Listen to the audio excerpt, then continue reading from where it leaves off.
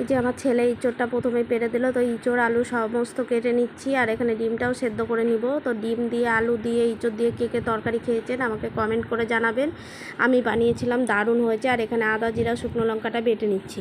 তো আমরা মাংস দিয়ে তো ইঁচড় অনেকেই খেয়েছি, কে কে এইভাবে ডিম দিয়ে খেয়েছেন। তো আমি বানিয়েছিলাম গরম ভাতে গরম ইঁচড় আলু ডিমের তরকারি, দারুণ লেগেছে। তো আপনারাও ঝটপট করে কিন্তু বানিয়ে নিতে পারেন। আর খুব সহজ একটা রেসিপি, আর খুব তাড়াতাড়ি বানানো যায়। এই যে ইঁচড়টাও ভেজে নিলাম, আলুটা ভেজে নিব, ডিমটা ভেজে নিব। সমস্ত কিছু ভাজা হয়ে গেলে কড়াইতে তেজপাতা জিরা ফোড়ন দিব, পেঁয়াজ দেব, সমস্ত মশলা দিয়ে কষিয়ে আলু ইঁচড় দিয়ে দেব, একটু নাড়াচাড়া করে জল দিয়ে ঢাকা দিয়ে দেব।